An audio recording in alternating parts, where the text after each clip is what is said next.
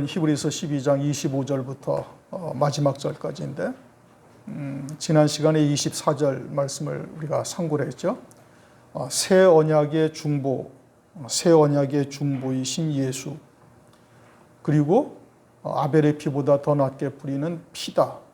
이게 예수와 예수의 피를 말씀하고 있죠. 그런데 예수는 새 언약의 중보다. 이제 구약에는 이제 우리가 하나님의 말씀을 지켜 행하여야 되지만 이제는 하나님의 의이신 예수 그리스도를 믿음으로 우리가 의롭게 되는 것이죠. 그리고 이제 예수를 믿음으로 말미암아서 아브라함과 다윗의 자손 예수 그리스도의 세계로 들어갈 수 있도록 우리에게 은혜를 베풀어 주신 겁니다. 그러므로 그리스도께서 우리를 위해서 중보하신다라는 것은 이제 아브라함과 다윗에게 약속하셨던 그 약속의 세계로 들어갈 수 있도록 우리를 중보하고 계신다. 그리고 이제 아벨의 피보다 더 낫게 뿌린 피다. 아벨의 피는 비록 순교의 믿음을 가지고 있다 할지라도 그리스도의 피가 없으면은 그것이 다 소용이 없고 그저 자기를 구원하는 피밖에 되지 못하는 거죠. 그러나 예수 그리스도의 피로 말미암아 시은 좌다 그렇게 말하죠. 하나님의 보좌를 시은 좌다라는 것은 한량없는 은혜를 우리에게 베풀어 주시고 있는 하나님이신 것을 말씀하고 있는 것이고, 그것은 그리스도의 피로 말미암아 아벨의 순교의 피가 온전하게 되는 거예요. 그러니까 그리스도의 피가 없으면은 아무 소용이 없고 그냥 자기 죄로 인하여 죽는 것밖에 되지 못하는 그와 같은 피인 것을 말씀하고 있는 겁니다. 그래서 아벨의 피보다 더 낫게 말하는 뿌린 피니라. 그래서 예수와 예수의 피를 말씀하시는데 이제 수식어가 그렇게 붙어 있는 겁니다.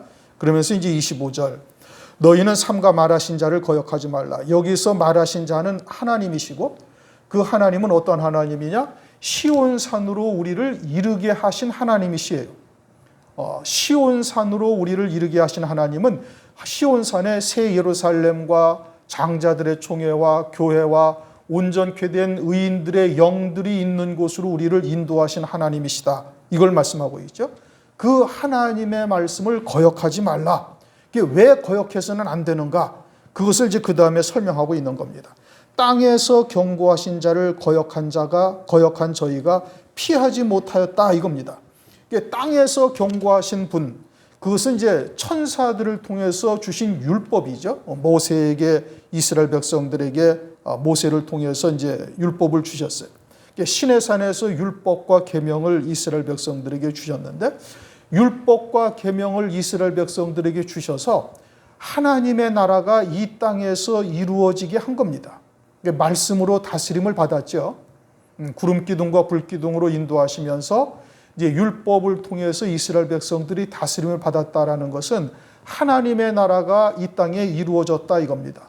이게 보이는 이 땅에 하나님의 나라를 하나님께서 이루신 것이고 그 하나님의 나라가 얼마나 엄중한 나라인지를 이스라엘 백성들로 하여금 목도하게 하고 체험하게 하고 우리들에게 그것을 교훈으로 보여주신 거예요. 하나님의 나라가 이러한 아주 엄중한 하나님의 나라인 것을 우리에게 교훈 삼아 그들을 통해서 보여주신 것이죠. 히브리서를 우리가 지금 보고 히브리서 2장을 한번 다시 돌아가 보십시다. 히브리서 2장 2절 3절을 다 같이 읽습니다. 히브리서 2장 2절 3절, 천사들로 하신 말씀이 견고하게 되어, 견고하다라는 것은 아주 확실하다 이겁니다. 뭐가 천사들로 주신 말씀이 뭐죠? 율법이 아주 확실하게 우리에게 나타났는데 모든 범죄함과 순종치 아니함, 하나님 앞에 죄를 지은 것이죠. 이것이 공변된 보응을 받았다. 아주 공정한 공의로운 보응을 받았다 이겁니다. 그런데 우리가 이같이 큰 구원을 등히 여기면 어찌 피하리요 하고 이제 쭉 말씀이 이어지고 있죠. 그러니까 율법을 통해서 하나님의 나라가 얼마나 엄중한 나라인지, 하나님의 나라가 얼마나 하나님의 심판이 얼마나 공의롭고 공정한 것인지를 하나님께서 이스라엘 백성들을 통해서 보여주신 거예요.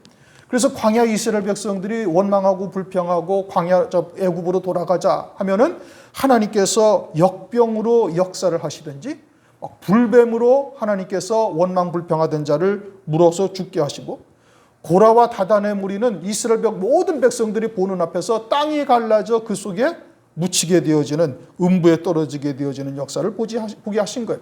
그리고 그렇게 원망불평하며 가나안 땅에 마음을 두고 있지 아니한 자들은 광야 40년 동안 다 유리방황하다가 멸망하게 하신 겁니다.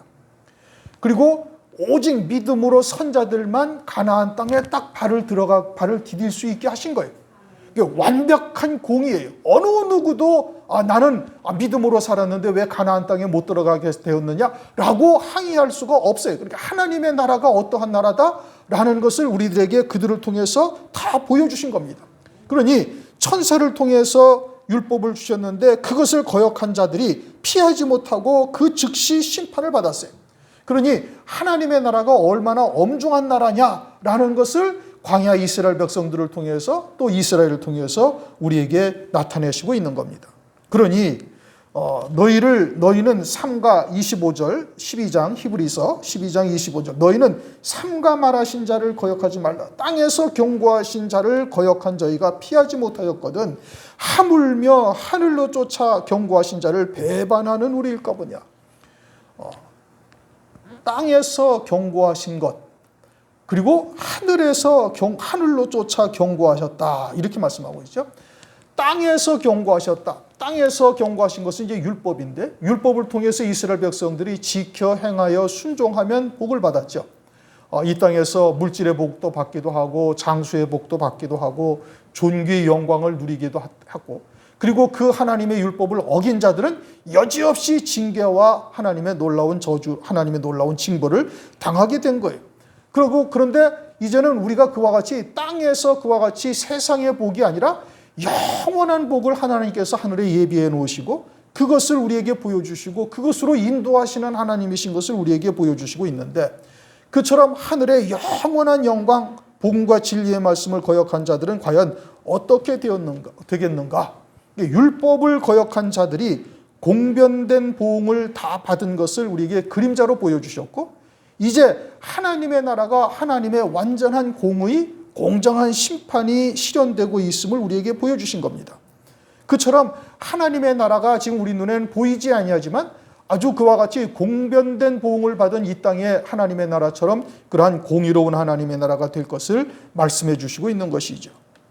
그러므로 잠시 잠깐 이 땅에서 영광과 복에 대한 말씀을 거역한 자들에게도 하나님께서 그렇게 하셨는데 영원한 하늘의 복과 영광을 거역한 자들에게는 하나님께서 어떠하시겠는가? 더 엄중한 하나님의 심판이 있을 것이라는 말씀인 겁니다. 그런데 이러한 하나님의 심판, 이 히브리서 9장 27절에도 말씀하고 있죠. 한 번 죽는 것은 사람에게 정하신 것이고 그 후에는 반드시 심판이 있으리라고 말씀하고 있어요. 그리고 그 심판의 엄중함이 어떠한지를 이스라엘 백성들, 율법을 통해서 이스라엘 백성들에게 다 낱낱이 보여주셨다 이겁니다. 그런데 오늘날 그리스도인들이 이와 같은 하나님의 심판을 두려워하고 있는가? 거의 두려워하지 않습니다. 그럼 무엇이 문제인가 이겁니다. 오늘날 우리들은 또 어때요? 우리들도 별반 다르지 않은 거예요.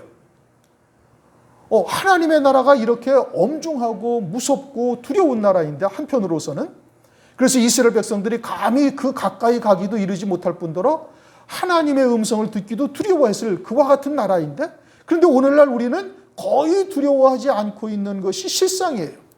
심판에 대해서도 별로 생각지도 않고 그것을 괴념치도 않고 있다 이겁니다. 이게 무엇이 문제인가? 가장 첫 번째는 거듭난 삶을 살고 있지 않기 때문에 그러는 거예요. 예수 그리스도 안에서 우리는 그리스도의 것이 되어졌고 세례받은 자가 되어졌으면 당연히 거듭난 자가 되어져서 새 생명으로 사는 자가 되어야 되는 거예요. 새 생명으로 사는 자가 되어지면 성령이 내주하셔서 하늘 위에 예비하신 영광과 하늘에서도 또한 그와 같이 엄중하신 하나님이신 것을 우리에게 보여주시는데 그러한 새 생명으로 사는 자, 거듭난 자로서 살지 아니하고 여전히 육체로 살고 있기 때문에 그러는 겁니다. 육체로 살고 있으니까 하나님의 나라가 보여요? 안 보여요? 보이지 않아요. 보이지 아니하니까 별로 두렵지가 아니하고 그저 상식적으로 지식적으로만 하나님의 말씀을 받는 거예요. 하나님의 심판이 얼마나 엄중하다라는 것을 잊어버리고 있는 거예요. 왜요? 육으로 사는 시간이 훨씬 많으니까. 영으로 사는 것이 아니라 새 생명으로 거듭난 자로 사는 것이 아니라 육으로 사는 자가 사는 시간이 훨씬 많으니까 자기의 삶의 비중이 영보다 육체가 훨씬 더 많이 되어져 있으니, 그러니 영으로서 이루시는 구원의 세계가 보이지도 않고 보이지 아니하니까 믿음으로 살 수가 없게 되는 것이죠. 우리가 지금 그러한 겁니다. 진리의 말씀을 들어도 왜 그와 같이 우리가 온전히 하늘에 속한 자로서 하나님이 살아계셔서 불꽃 같은 눈동자로 지켜보고 계시다라는 것을 느끼지 못하는가? 그것은 육으로 살고 있기 때문에 그러는 거예요. 또 하나는 사람의 계명으로 많이 오염되어져 있기 때문에 그러는 겁니다. 예전에 들었던 그러한 것들로 인해서 아주 몸에 배어져 있고, 특히나 좋으신 하나님, 이제 누누이 강조하죠. 좋으신 하나님이라는 단어를 사용함으로써 하나님에 대한 아주 엄위하신 하나님이 아니라 그저 이래도 이렇게 해도 하나님께서는 좋다 하시고 저렇게 해도 그냥 하나님께서는 용서하시고 모든 것을 용납하시고 받아들이시고 사랑하시고 은혜 베푸시는 이러한 하나님으로 잘못 알고 있는 거예요. 그러나 구약의 광야에서 나타나신 하나님은 전혀 그러한 하나님이 아니신 거예요. 그런데 인본주의적 사상들이 우리 안에 다 물들어 있어가지고 사람을 위하여 존재하시는 하나님, 사람의 존귀 영화를 위하여 계시는 분으로 안다 이겁니다. 또 한 가지는 전도서 8장 11절 악한 일의 징벌이 속히 실행되지 아니하므로 인생들이 악을 행하기에 마음이 담대하도다. 심판이 즉각 이루어지지 아니하니까 사람들이 악을 행하기에 그 마음이 담대하다. 이렇게 전도서에서 말씀하고 있어요. 누누이 말씀드린 것인데 신명기 21장을 보면은 모세가 이스라엘 백성들이 가나안 땅에 들어갔을 때 어떤 죽은 시체가 동네 근처에 있게 되어지면 가장 가까운 성읍에 장로들이 나와서 속죄의 제사를 드리라고 말씀하고 있어요. 그 이전까지 광야에서는 즉각 심판하셨죠. 불뱀으로, 온역으로 또는 땅을 갈라서 뭐 등등 여러 가지로 즉각 심판을 하셨는데 이제 가나안 땅에 들어가면은 누가 그 살인을 저질렀는지 아주 중죄인이죠. 장로들이나 아니면 선지자들에게 알게 하셔가지고 아무개가 죽였다 하면 될 터인데 그러지 아니하신다 이겁니다. 여호수아 때에는 아간이 적들의 그러한 오티나 금부치를 취하였다가 하나님께서 즉각 아간과 그 가족이 범죄하였음을 나타내지 않으셨어요? 그런데 이제는 점진적으로 그와 같은 것을 하나님께서 나타내지 아니하시는 거예요. 악한 일에 대한 징벌이 속히 실행되지 아니한다 이겁니다. 그런데 하나님의 백성들은 그럼에도 불구하고 어떻게 하라는 거예요? 그럼에도 불구하고 너희는 믿음으로 살으라고 말씀하고 있는 거예요. 그래서 그 믿음으로 사는 것이 우리의 영생의 열매가 되는 겁니다. 하나님의 나라가 보이지 아니하고 손에 만져지지 아니한다 할지라도 광야 이스라엘 백성들을 통해서 우리에게 나타나셨던 하나님, 보여주셨던 하나님을 이제 너희들은 믿음으로 살라 이겁니다. 세상 사람들은 그러한 하나님을 믿지 못하고 그와 같이 우리를 조롱하고 비판한다 할지라도 그럼에도 불구하고 너희들은 믿음으로 살라라고 말씀하고 있는 거예요. 그런데 이 믿음으로 살기 위해서는 반드시 선결 조건이 우리가 거듭난 자가 되어야 되는데 거듭난 자로서의 사는 시간보다 육체로 사는 시간이 훨씬 많으니까 그런 거에 대해서 점진적으로 무감각해지게 되어지는 겁니다. 그래서 하나님의 엄중하신 말씀을 전혀 두려워하지 아니하는 거예요. 그리고 늘 들었던 말씀들이 그저 좋으신 하나님, 그저 복 주시는 하나님, 사랑의 하나님, 마냥 은혜를 베풀어 주시는 하나님, 그저 어때하든지 돌아와서 하나님의 이름만 부르면 마냥 품어주시는 하나님, 그저 암탉이 병아리를 품듯이 품어주시는 하나님으로만 알고 있으니까 하나님의 나라에 대한 이 엄중하신 하나님의 심판, 하나님의 공의에 대해서 전혀 두려워하거나 경외하지 않는 신앙들이 되어지고 있는 겁니다. 그러나 하나님의 나라는 이 땅의 이스라엘 백성들을 통해서 보여주셨던 그와 같은 나라예요. 지난 시간에도 말씀드린 것처럼 왜 하나님께서 이스라엘 백성들에게 나타나셨던 이렇게 두렵고 무서운 하나님을 먼저 언급하시는가? 그것은 우리가 받으시는 아들들마다 채찍질하시고 징계하시는 이유가 바로 거기에 있는 것이죠. 그저 어설프게 예수 믿고 어설프게 신앙생활 해가지고 장자들의 총회 첫째 부활의 영광에 이를 수가 있느냐? 그건 얼토당치 않은 그와 같은 말씀이라는 것을 말이라는 것을 우리에게 지금 계시하고 있는 겁니다. 그러므로 우리는 하루 종일 재앙을 당하고 아침마다 징책을 받으면서 아들로 세워가시는 하나님의 은혜를 우리에게 지금 베풀고 계시는 거예요. 그러니 그것이 우리에게 사랑이요 은총이 되는 것이요 원망 불평의 대상이 되지 아니한다 이겁니다. 남들이 어떠하냐 그것은 우리가 상관할 바가 아닌 거예요. 하나님과 나와의 개인적인 문제예요. 하나님과 나와의 독대하고 나를 향하신 하나님의 뜻이 무엇인지를 깨닫고 믿음으로 받고 나가고 있는 우리들인즉, 그러니 이제는 어떻게 해야 되는 거예요? 하나님께서 우리를 갖다가 이렇게 징계하시는 이유가 아들로 세우시기 위함이요 온전한 자로 세우시기 위함인 것을 말씀하고 있는 겁니다. 고린도전서를 한 번 더 보십시다. 고린도전서 11장 32절을 다시 한번 읽습니다. 고린도전서 11장 32절. 우리가 판단을 받는 것은 주께 징계를 받는 것이니 이는 우리로 세상과 함께 죄 정함을 받지 않게 하려 하심이라. 그래서 우리는 생명의 부활로 나오게 하시기 위해서 그러는 거예요. 백보자의 심판은 첫째 부활 성도들 이후 1000년이 지난 다음에 백보자의 심판이 있어요. 그러니까 첫째 부활의 영광에 이르는 자들은 심판과는 전혀 상관이 없어요. 그럼 심판과는 상관이 없으니 그러면 우리는 온전한 믿음의 삶을 살았느냐? 그렇지 않다 이겁니다. 그러니 세상과 함께 심판받지 않게 하기 위해서 우리에게는 즉각 하나님께서 역사를 하시는 거예요. 그죠? 아주 예리한 하나님의 말씀으로 우리를 징계하시고 책망하시고 징계하셔서 아들로서 세워가시는 그러한 과정에 있어서 어느 누구도 우리에게 우리가 잘못되었다고 항의할 수 없는 자들로 세워가시는 역사를 하나님께서 하시는 것이죠. 하나님은 완전한 공의, 공정한 하나님의 나라인 겁니다. 그러한 가운데 오늘날 우리들이 첫째 부활이라는 장자들의 총회라는 엄청난 하나님의 은혜와 하나님의 사랑을 입고 부르심을 입은 것이죠. 그러나 그에 합당한 자로 세움받기 위해서는 세상과는 완전히 다른 자가 되는 것이고 심판의 대상이 아니니 이 땅에서 우리는 다 하나님 앞에 징계를 통해서 모든 것이 다 정리가 되어져야 될 것을 말씀하고 있는 것이죠. 그러므로 우리가 하나님의 나라가 얼마나 엄중한 나라인지를 우리가 늘 기억해야 되는 겁니다. 그리고 우리에게 다가오는 여러 가지의 책망과 채찍은 우리를 사랑하사 우리로 온전케 하시는 하나님의 사랑이라는 것을 잊지 않아야 되는 거예요. 그러니 오히려 그것을 감사하며 하나님께 나아갈 수 있어야 되는 겁니다. 예수님도 이 땅에 오셔서 수많은 고난과 고통을 당하셨어요. 그리고서는 그러면서 주님께서는 그 앞에 있는 즐거움을 위하여 십자가를 참으셨다. 히브리서 12장 2절에 그렇게 말씀을 하시죠.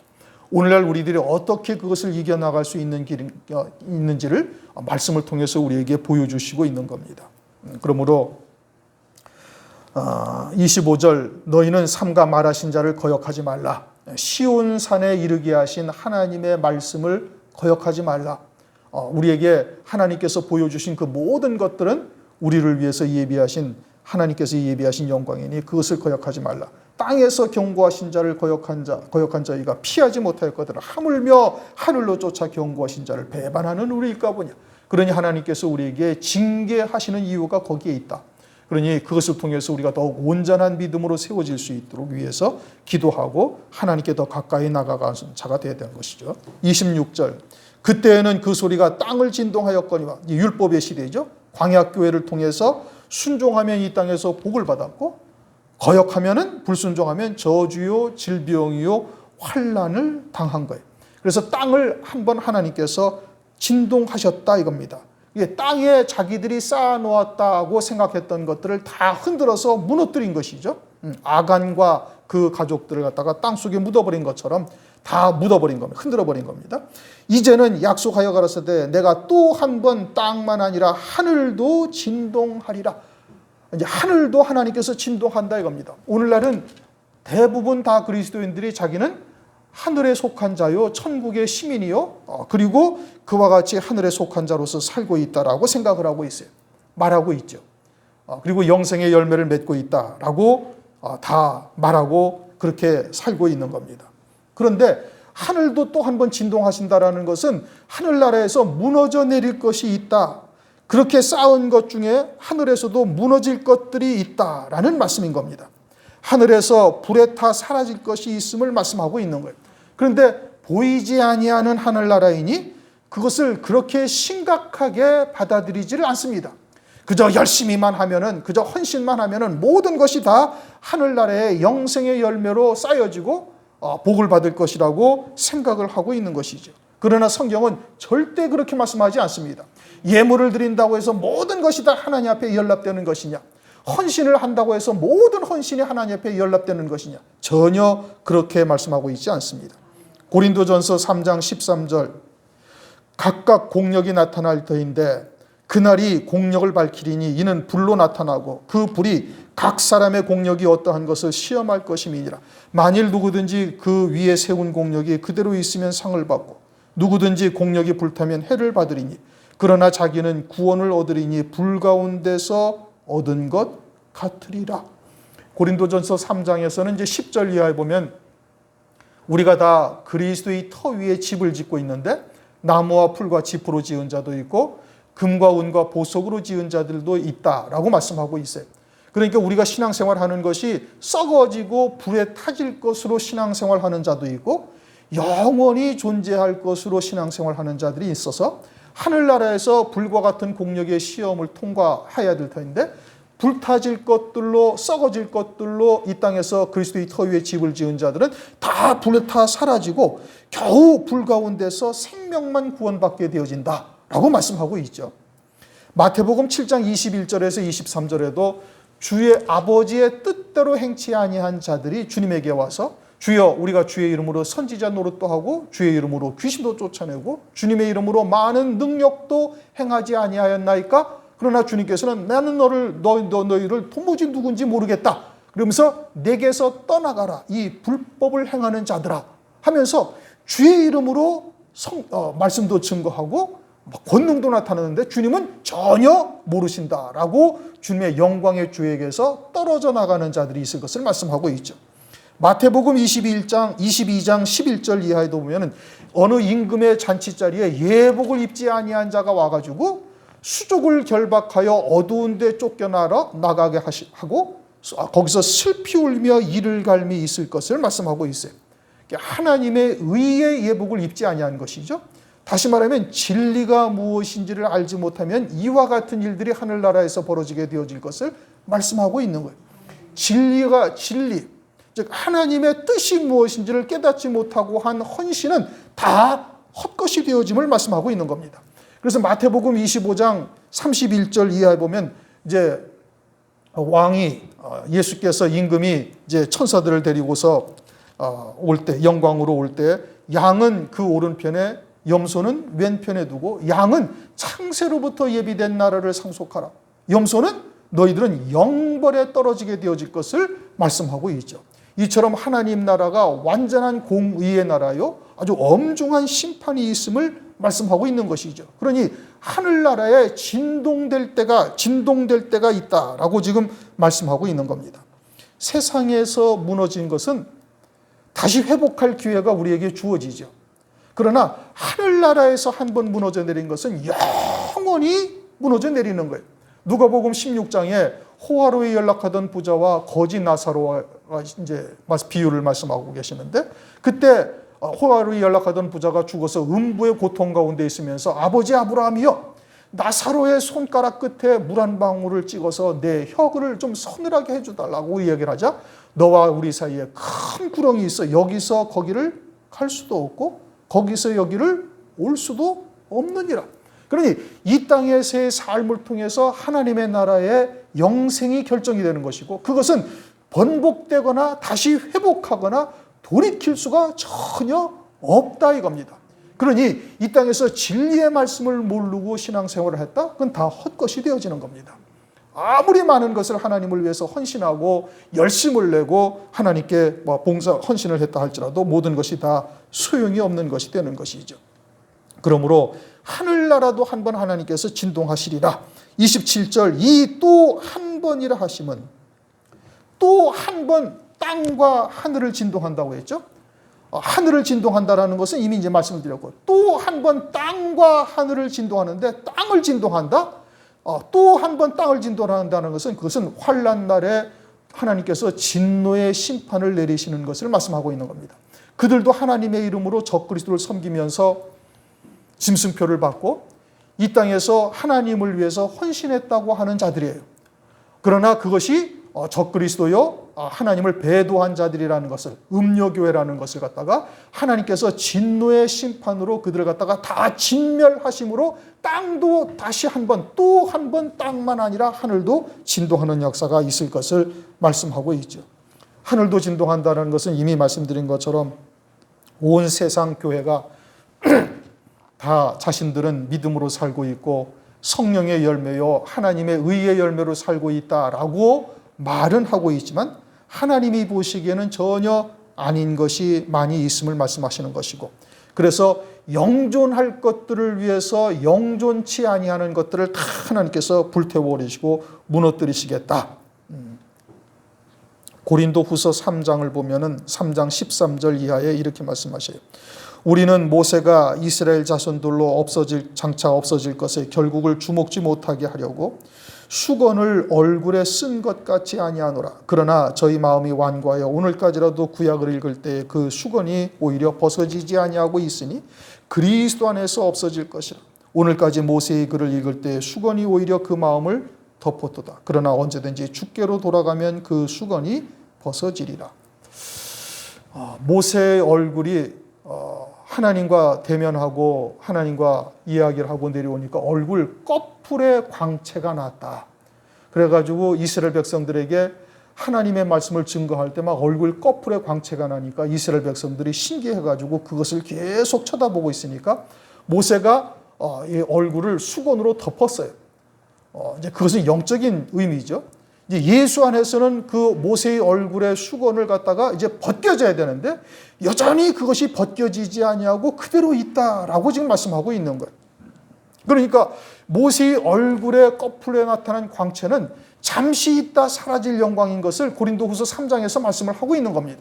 그것은 율법적 복 또는 율법을 쫓아 순종하니 이 땅에서 존귀 영광을 누린 것을 말씀하고 있죠.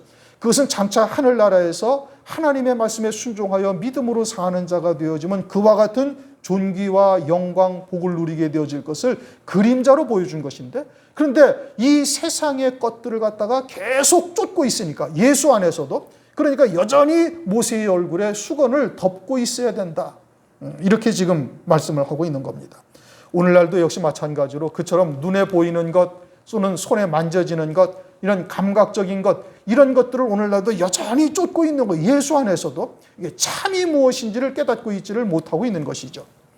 그것은 이미 말씀드린 것처럼 거듭나지 못했기 때문에 그러는 거예요. 우리는 진리를 들어도 왜 그게 되지 아니하는가? 육으로 사는 부분들이 많이 남아있기 때문에 그러는 거예요. 그러니까 영적인 감각이 예민해지지 못해서 죄인지 아닌지도 분별하지 못하고, 그리고 무덤덤하게 무뎌져서 자꾸 그쪽으로 가고 있으니 하나님께서 꾸짖으시고 그리고는 징벌로 우리를 갖다가 깨닫게 하시는 겁니다. 그러면 빨리 깨닫고 돌이켜서 하나님의 뜻에 합당한 믿음의 열매, 믿음의 자리에 설 수 있어야 되는 것이죠. 28절, 그러므로 우리가 진동치 못할 나라를 받았은즉, 이것은 진리의 말씀으로 말미암은 영원한 하나님의 나라를 받은 거예요. 그것도 구체적으로 이 마지막 때에 따른 말씀을 통해서 첫째 부활, 장자들의 총회, 어린 양의 아내요 그리스도의 신부라는 성도로서는 최고의 복이 무엇인지를 우리에게 보여주셨다 이겁니다. 그걸 받게 하신 거예요. 장난삼아 한번 던져보신 것이 아니다 이겁니다. 천지와 만물의 주권자가 되시는 하나님께서 하나님의 택한 자들에게 창세로부터 예비된 나라가 있으니 그에 합당한 말씀을 우리에게 듣게 하시고 믿음으로 받게 하신 거예요. 그러면 그것을 소중하게 여기고 어찌하든지 거듭난 자요 하늘에 속한 자가 되어져서 그와 같은 하나님의 말씀을 쫓아 믿음으로 달려가야 되는 것이죠.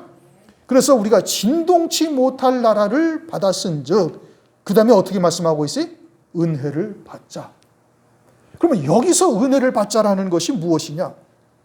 15절을 다시 한번 읽어보십시다. 15절. 너희는 돌아보아 하나님의 은혜에 이르지 못하는 자가 있는가 두려워하라. 여기서 하나님의 은혜를 뭐라고 말씀하셨어요? 말씀드렸어요. 16절 음행하는 자와 곧 한 그릇 식물을 위하여 장자의 명분을 판 에서. 그러니까 하나님의 은혜가 장자의 복을 말씀하고 있는 것이죠. 장자의 복이라는 것은 주님이 재림하실 때 신부로 맞이하는 자만이 누리는 복이죠. 그러니까 여기서 은혜라는 것은 무엇을 말하는 거예요? 주께서 이 땅에 다시 오실 때 기름 준비한 다섯 처녀와 같은 믿음의 자리에 우리가 서서 재림하실 그리스도를 신부로서 어린 양의 아내로서 다시 말하면 첫째 부활의 영광을 받는 자가 되자 이겁니다. 그러면 진동치 못할 나라가 무엇이라는 거예요? 천년왕국에서 왕으로서 다스리는 첫째 부활의 영광을 입는 자를 말하는 거예요. 우리에게 무엇을 주셨어요? 첫째 부활의 영광의 복음을 우리에게 주신 거예요. 장자들의 총에 참여하는 자가 누구인지, 누가 하늘나라에서 이 장자인지를 성경을 통해서 우리에게 깨닫게 하시고 그 말씀을 우리에게 하나님께서 주셨다 이겁니다. 그런 진동치 못할 나라를 우리가 받았으니, 그러니 우리가 은혜를 받자라는 의미는 주께서 재림하실 때 반드시 첫째 부활의 영광을 입고 흰 말을 타고 희고 깨끗한 세마포를 입고 주님의 뒤를 따르는 자의 반열에 우리가 다 서는 자가 되자, 이런 의미인 겁니다. 그러기 위해서는 우리가 순교의 신앙에 서야만 되는 거예요. 순교의 신앙이라는 것은 세상과 나를 온전히 못 박은 자여야만 갈 수 있는 것이요, 오직 성령의 은혜로만 갈 수 있어야 되는 겁니다. 그러기 위해서는 먼저 진리의 말씀이 무엇인지, 특히 이 마지막 때에 따른 말씀이 무엇인지 진리의 지식을 먼저 받아야 되는 것이고, 그것을 믿음으로 하나 되어져서 우리가 이 땅에 사는 동안 열매가 나타나져야 되는 겁니다. 말씀은 받았는데 머리로만 받으면은 전혀 우리의 삶에 그것이 나타나질 않는 거예요. 물론 먼저는 지식으로 우리가 먼저 받아야죠. 머리로 먼저 받아야 돼요. 그러나 그것이 이제는 우리의 가슴까지 내려와서 그 말씀이 나의 모든 것이 되어야 되는 겁니다. 그 말씀이 나의 생명이 되어야 되는 것이고, 그 말씀이 나의 생명이 되었다라는 것은 내 삶을 통해서 그와 같이 그 하나님의 말씀에 붙들려 사는 삶의 열매가 우리 삶 가운데 나타나야 되는 거예요. 그래야 어린 양의 생명책에 농명이 되죠. 물론 하나님께서 이제 여러 가지 광야의 이스라엘 백성들처럼 오직 여호와의 말씀으로만 사는지의 여부를 알고자 달아보시는 과정들이 있습니다. 환경을 통해서 또는 사람들을 통해서 달아보시는 과정들이 있고, 그와 같은 과정들을 무난히 다 통과, 믿음으로 이기는 자가 되어졌을 때 요단강 앞에 선 제사장과 같은 믿음의 자리에 서는 것이요, 그들은 이미 이제 가나안 땅은 그들에게 다 주어진 것이고 이제 요단강을 건너가는 역사만 남게 되어지는 것이죠. 그러지 아니한 것들은 다 무너져 내린다 이겁니다. 은혜를 받아야 되는 것이죠. 그와 같은 하나님의 은혜. 오늘날 그런데 이러한 은혜를 갖다가 세상 복에다가 연결을 시키죠. 세상의 영광에다가 좋으신 하나님, 인본적인 사상들이 물들어 있기 때문에 그러는 겁니다. 그저 하나님의 말씀을 전부 다 세상 복 받는 말씀으로 다 바꿔버리고 어떻게 하면 이 위기를 해결해 나갈 것인가, 이러할 때 하나님의 말씀은 무엇이라고 하는가, 전부 다 초점을 거기에다가만 다 맞추고 있는 거예요.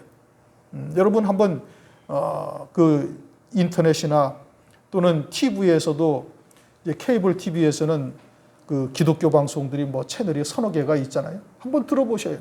한 10분만 들어보면 금방 다 알 수가 있어요.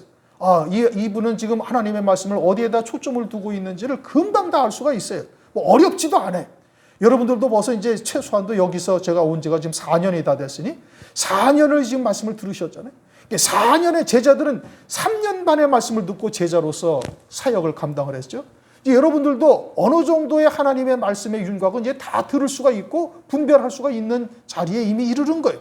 그것이 나의 삶을 통해서 믿음으로 열매가 맺혀지느냐 안 맺혀지느냐, 그건 우선 둘째 문제고, 이제 지식적으로는 어느 정도 다 분별할 수 있는 이제 시각을 가지고 있는 거예요.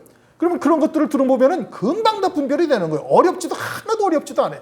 이제 우리 말씀을 들었으면은 금방 다 분별이 되어져서 무엇이 사람의 계명인지, 무엇이 참된 진리의 말씀이요 생수와 수정 같은 생명수의 말씀인지를 금방 다 알 수가 있는 것이죠. 그러하다면 이제는 우리가 이제 믿음으로 그와 같은 하나님의 말씀과 하나가 되어져서 기름 준비한 처녀와 같은 자리에 우리가 다 서야만 되는 겁니다. 그것이 우리의 삶 가운데 나타날 수 있어야 되는 거예요. 이제 그에 더해서 아구까지 하나님의 말씀을 채워야 되죠. 그러니까 스폰지가 물을 한 번 먹으면 건들기만 하면 그냥 물이 나오잖아요. 이제 그러한 상태가 딱 되어져야 되는 거예요. 그저 건들기만 하면은 하나님의 생명의 말씀이 우리의 입을 통해서 나올 수 있는 자리에까지 우리가 이르러야 되는 것입니다. 그래야 환난 날에 넉넉히 이길 수 있는 자가 되는 것이죠. 그러므로 은혜를 받자 이로 말미암아 경건함과 두려움으로 하나님을 기쁘시게 섬길지니. 자, 그럼 하나님을 기쁘시게 섬기는 길이 뭐예요? 경건과 두려움이에요. 두려움은 무서움, 공포 이런 두려움이 아니라 하나님을 경외하는 것이죠. 이게 육신 율법적 경건과 율법적 두려움도 있어요. 율법적 경건은 살인, 간음, 도적질 이런 것을 하지 아니하는 것이 율법적 경건이에요. 율법적 두려움은 죄를 지으면 하나님으로부터 저주를 당할까 봐 그래서 죄를 짓지 아니하는 두려움, 이게 율법적 두려움이에요. 그러나 우리는 그와 같은 자리에 있지 아니하고 시온에 이르렀어요. 시온산에 이르른 자로서의 경건과 두려움은 무엇을 말하느냐? 그것은 우리가 영적인 살인, 영적인 또 이 도적질, 영적인 간음 이와 같은 것을 행치 아니하는 것이 영적인 경건이고, 영적인 두려움이라는 것은 그것은 하나님을 온전히 경외하는 중심인데, 우리는 성경에서 말씀하시기를 구더기 같고 벌레 같은 인생이다 이렇게 말씀하셔요. 이것을 부정할 수 있는 사람은 이 세상에 아무도 존재하지 않습니다. 늘 죄와 허물을 물 먹듯 그냥 밥 먹듯 먹고 사는 것이 우리의 인생인 거예요. 그럼에도 불구하고 하나님의 사랑을 입어서 그러한 온전한 하나님의 뜻, 사랑을 깨닫게 하신 것은 우리의 어떠한 행위도 말미암은 것이 아니고 하나님의 은혜를 입고 나서 보다 더 나은 온전한 삶을 살 수 있다라고 해서 우리에게 베풀어 주신 것도 아니에요. 그냥 하나님의 은혜요, 하나님의 기쁘신 뜻을 쫓아서 우리에게 사랑으로 베풀어 주신 겁니다. 은사로 주신 거예요. 그러니 나 자신의 위치를 바라보고 하나님께서 베풀어 주신 은혜를 생각하면 하나님을 경외 아니할 수가 없어요. 그래서 두렵고 떨림으로 우리의 구원을 이루어 갈 수밖에 없는 존재인 거예요. 그게 경외하는 겁니다. 영적으로 경외하는. 뭐라고요? 두렵고 떨림으로 혹 우리가 하나님의 말씀을 증거하고는 우리는 버림받지 아니할까 늘 자신을 돌아보면서, 그러니 나를 십자가에 못 박는 일을 매일매일 할 수밖에 없는 존재들인 것이죠. 경건과 두려움으로 하나님을 기쁘시게 섬길지니, 우리가 무엇이 참된 경건이요 두려움인지를 우리가 바르게 보아야 되는 겁니다. 29절, 우리 하나님은 뭐라고요? 소멸하는 분이십니다. 어떠한 소멸? 진동할 것들, 영존할 것을 위해서 영존치 못할 것들을 다 무너뜨리시고 불로 태워버리시는 하나님이시다. 그래서 소돔과 고모라를 통해서 하나님께서 우리에게 그러한 심판이 있다라는 것을 말씀하셨고, 또 한 번 땅과 하늘을 진동하시리라. 또 한 번 땅은 환난 날에 하나님의 진노의 심판으로 심판하시는 음녀 교회들을 말씀하고 있는 겁니다. 하나님은 그렇게 소멸하여 불태우시는 분이시죠. 땅에 속하고 세상에 속한 모든 것들을 다 소멸하는 분이시는 겁니다. 그러므로 하나님께서 오늘날 이 마지막 때 이제 심판을 하시는데, 어떠한 심판이냐? 과연 하늘에 속한 자로서 합당한 믿음의 열매를 맺고 살았는가? 그러지 아니하면 그 모든 것들은 다 불태워지게 되어질 것을 말씀하고 있는 겁니다. 출애굽기 24장 17절, 산 위에 여호와의 영광이 이스라엘 자손의 눈에는 맹렬한 불같이 보였고, 하나님의 영광이 시내산 위에 나타났는데 이스라엘 백성들은 그것을 보니까 아주 맹렬한 불같이 보였다. 소멸하시는 불로 나타나셨음을 말씀하고 있는 겁니다. 그러나 이 마지막 때 그러한 잘못된 신앙관 때문에 이러한 믿음으로 사는 자들, 하나님 나라가 얼마나 엄중한 나라요, 그러한 공정한 심판이 있다라는 것을 믿는 자들이 별로 없지요. 그러다 보니 재림하실 때도 주의 재림을 믿음으로 받는 자가 별로 없게 되어지는 겁니다. 하나님께서 이스라엘 백성들을 통해서 하나님의 나라를 이 땅에 보여주셨어요. 그 나라가 얼마나 엄중한 나라인지를 광야 이스라엘을 통해서 우리에게 낱낱이 다 계시해 준 겁니다. 그런데 오늘날 많은 그리스도인들이 그저 좋으신 하나님이라는 단어 하나로 그러한 하나님의 엄중하심을 다 덮어버리고 전혀 생각지 않고 있어요. 그냥 마냥 좋으신 하나님, 마냥 은혜와 사랑을 베푸시는 하나님이라고 말씀하고 있는데 그것은 하나님을 아주 잘못 알고 있는 겁니다. 그러므로 말세에 아들로 세우실 자들에게는 반드시 이와 같이 엄중한 하나님의 징계, 사랑과 사랑으로 채찍과 징벌을 하시는 것을 우리가 알 수가 있고 그것을 통해서 이 땅에서 모든 것을 세상과 함께 정죄받지 아니하고 모든 것을 다 심판하시는 역사를 하나님께서 행하시는 겁니다. 왜요? 생명의 부활로 나올 자들이기 때문에 그러는 거예요. 그러니 그와 같을 때 우리가 시험에 들거나 실족해서는 아니 될 것이고 그것이 하나님의 사랑이라는 것을 깨닫고 더욱 하나님께 더 가까이 다가갈 뿐 아니라 하나님의 뜻이 무엇인지를 분별할 수 있는 자가 되어야 되는 겁니다. 하나님께서 받으시는 아들들마다 다 징계하신다. 징계는 책망과 징벌로 나타납니다. 그래서 책망을 하다 아니 되면 이제 징벌하게 되는 것이죠. 그런데 사실 우리 교회에서는 제가 그렇게 큰 책망의 말씀들은 별로 하지를 못했어요. 그것은 상처를 받을까봐 신앙이 좀 어려서 상처를 받고 시험에 들까봐 미처 하지 못했는데 지난 주일 설교와 이번 주 설교를 통해서 제가 깨달은 것은 책망을 해야 되겠다라는 생각을 다시 하게 된 거예요. 그 책망을 가지고 시험에 들다 그러면은 환난 날에 이기는 자는 아무도 없습니다. 그러한 책망에 시험에 들 정도가 되어지면은 환난 날에 그냥 짐승표를 받게 되어지는 거예요. 그러니까 시험에 들어서 그냥 떠나도 이제 할 수가 없구나. 그냥 하나님께서 주신 말씀대로 그대로 책망하고 그대로 하나님의 말씀을 전하는 것이 바른 것이 아닌가라는 생각을 해요. 예전에 있던 교회에서 그러한 책망을 몇 번 했더니 한이 맺혔다고 합니다. 이건 육으로 듣는 거예요. 육으로 들으면 인격에 손상을 받게 되어지고 그리고 그처럼 한이 맺히고 하나님의 말씀으로 듣는 것이 아니죠. 여러분 저는 성령의 권위로 하나님의 말씀을 증거하고 있는 겁니다. 일반 교회하고는 전혀 다른 거예요. 성령의 권위로 증거하는 말씀을 육체로 들으니까 인격이 손상되고 기분이 나쁘고 한이 맺힌다고 이야기한다면 이건 문제가 심각한 거예요. 그럴 분들은 진작에 나가시는 게 좋습니다. 더 계셔봐야 아무 소용없어요. 환난 날에 그냥 넘어질 거니까 여기 있으면서 괜히 이 말씀 듣고 고민하고 고생할 필요가 하나도 없는 거예요. 하나님의 말씀을 하나님의 음성으로 들을 수 있는 중심이 되어야 되는 겁니다. 사람이 인격으로 들으려면 여러분들 그대로 다 실족하고 환난 날에 아무도 버틸 자가 하나도 없어요. 그럼 우리 교회에서 그냥 마냥 어린 신앙이 돼가지고 그냥 젖이나 먹다가 그날 그냥 그때 2살 이하의 사내 아이는 다 죽임당하는 그 자리에 다 서게 되어지는 겁니다. 고넬료가 베드로 앞에 지배자의 백부장인데 이탈리아 군대로서의 백부장이 하찮은 어부요 세상에 불악무식한 베드로 앞에 딱 무릎을 꿇고 우리가 다 하나님 앞에 있나이다 라고 고백하며 하나님의 말씀을 들어요. 그러자 그가 구원받는 놀라운 역사가 나타나고 있지 않았습니까? 마찬가지인 겁니다. 진리의 말씀이 무엇인지를 듣는다면 그저 목회자들 얘기를 해서 죄송한데 설교를 하면은 저보다 고참 목사님들이 어떻게 듣는 줄 아십니까?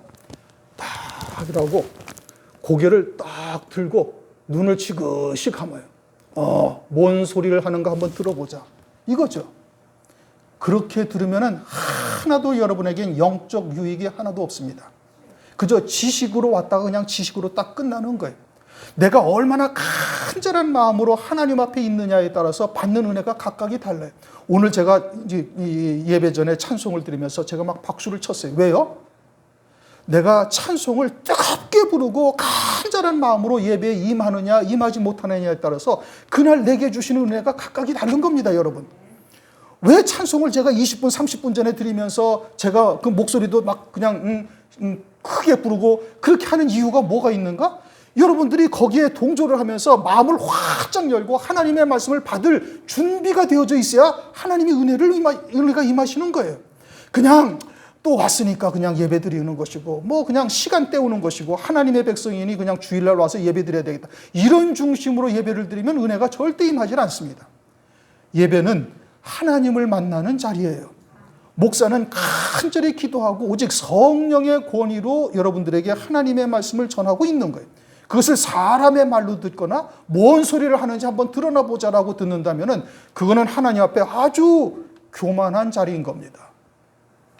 하나님의 말씀을 우리가 겸손하게 듣고 하나님의 음성으로 들을 수 있는 자가 되어야 되는 것이고 그러할 때 하나님께서 우리에게 은혜를 베풀어 주시고 그러한 중심이 되어질 때 70년의 비밀을 깨달은 다니엘에게 70일의 은총을 하나님께서 베풀어 주시는 거예요. 여러분들 한번 체험해 보세요. 살아계신 하나님의 역사를 체험해 봐야 아는 거예요. 그런데 매일 그냥 상식적인 하나님, 그냥 지식적인 하나님, 그렇게 알다가 끝나면 환난 날은 절대 감당할 수가 없게 되어지는 겁니다. 우리가 하나님을 바르게 섬기고 또 바르게 깨닫고 하나님의 나라가 얼마나 엄중한 나라인지를 우리가 잘 생각하고 예배에 임하는 자세를 우리가 보다 더 하나님 앞에 갈급한 중심으로 마음을 활짝 열고 들으시기를 주의 이름으로 축원합니다. 기도하시겠습니다. 하나님, 오늘 히브리서의 말씀을 통해서 아들들마다 징계하시는 이유가 무엇인지 다시 한번 돌아보고 깨닫게 하여 주심을 감사를 드립니다. 우리가 말씀을 통해서 하나님의 책망을 겸손히 받을 수 있는 자가 되도록 은혜를 더하여 주시옵시고 종부터 우리 모두가 다 마음을 활짝 열고 주님의 음성을 듣고자 간절한 중심으로 절박한 심령으로 주님 앞에 나올 수 있도록 은혜를 베풀어 주시고 이 마지막 때에 다른 사람을 바라보지 아니하고 오직 하나님과 나만의 관계를 생각하며 하나님 앞에 무릎 꿇고 하나님의 음성을 듣겠다는 중심으로 들을 수 있도록 은혜를 허락하여 주시옵소서. 그러므로 이 마지막 때 온전한 은혜 안에 거하는 저희들 되게 도와주셔서 재림하실 그리스도를 신부로 맞이하는 일에 조금 더 부족함이 없도록 역사하여 주옵소서. 예수 그리스도의 이름으로 감사하며 기도드립니다. 아멘. 찬송가 395장, 새 찬송가 342장,